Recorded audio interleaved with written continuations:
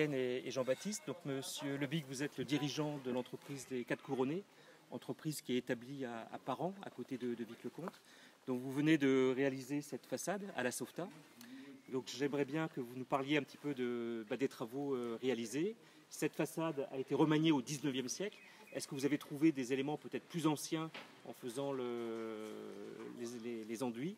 Donc expliquez-nous, parlez-nous également des techniques employées. On parle de la chaux aérienne, de la chaux hydraulique. Donc nous sommes preneurs de tous ces éléments et vous remercions. Bon, très bien, je vais essayer de faire clair. Donc vous nous avez confié cette façade pour la restauration.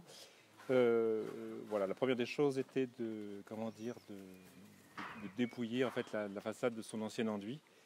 Et on a vu apparaître en effet des éléments qui sont sûrement de la deuxième partie du XVIe, sur la partie gauche de la façade, en bas à gauche, un gros appareillage de pierre qui correspond aussi au type de construction qu'on pouvait avoir avec la porte d'entrée. La porte d'entrée est vraiment d'époque Renaissance, donc de la même époque.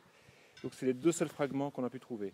Ce fragment donc, de la porte qui était sous une couche d'enduit que l'on a décapé, micro-sablé, et puis réparé en gardant un maximum d'éléments anciens. Donc elle reste quand même assez gommée par le temps. Et ces éléments en effet de gros appareillages de pierre qui étaient sur la gauche, qui étaient cachés sous l'enduit, et qu'on a choisi de ne pas garder pour donner à la façade, à la fin de la restauration, un caractère d'unité avec l'enduit qui a été choisi. Voilà.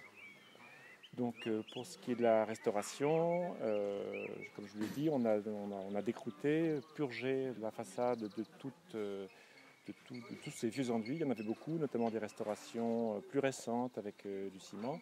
Enlevé tous les éléments métalliques. Et par la suite, on a donc appliqué un enduit de chaux hydraulique. Voilà. Donc la chaux hydraulique, en fait, c'est une chaux auquel on a rajouté de l'argile et qui permet à ces chaux d'être mécaniquement plus solides tout en gardant une certaine souplesse. Et ce qui permet aussi à la façade de respirer, c'est-à-dire qu'il y ait entre l'intérieur et l'extérieur ces échanges d'humidité qui permettent à la maison de respirer. La chaux aérienne, elle, qui est une chaux beaucoup plus tendre, beaucoup plus légère, a été choisie parce qu'elle permet en fait un rendu de couleur qui est assez exceptionnel. Ça veut dire que les pigments gardent toute leur luminosité, toute leur intensité, et alors que les chaux hydrauliques auraient tendance à affadir, à ternir les enduits. Donc c'est vraiment un choix d'esthétique. Ça va aux façades d'être plus gai, plus riante, au fond. C'est un matériau plus difficile à travailler parce qu'il demande une application rapide, efficace, et puis un support qui soit maîtrisé, le support qui est en dessous, ce qu'on appelle le corps d'enduit. Voilà. Alors vous avez parlé de la façade qui est beaucoup plus gaie effectivement qu'auparavant. Donc on a travaillé les décors.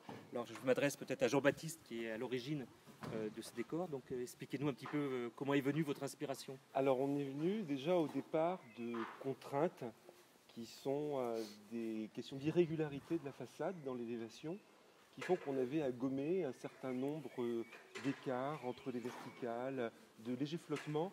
Et donc une façade qui aurait été absolument uniforme aurait eu des fenêtres qui auraient flotté, n'aurait pas été très jolie.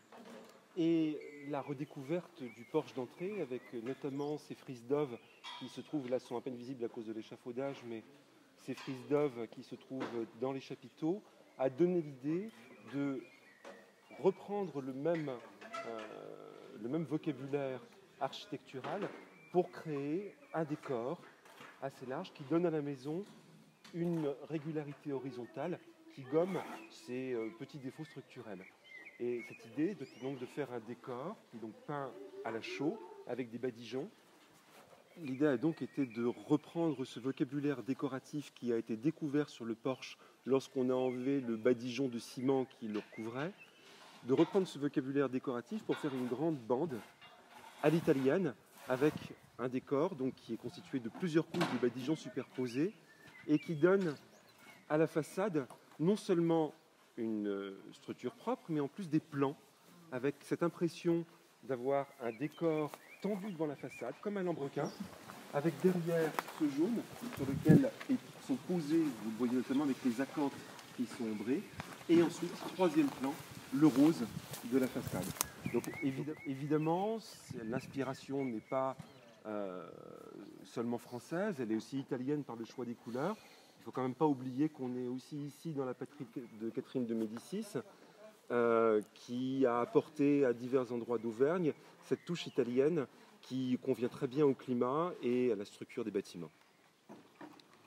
Écoutez, Jean-Baptiste et Pierre-Étienne, nous vous remercions pour ces précisions très utiles. Donc je rappelle que votre entreprise est spécialisée dans le bâti ancien, dans la rénovation du bâti ancien, et que vous avez donc œuvré sur différentes belles demeures de la région. Et actuellement, je crois que vous travaillez aussi sur le château de Ravel, qui fera l'objet donc d'une émission dans le cadre des Racines et des Ailes, qui devrait être diffusée, je crois, au mois de...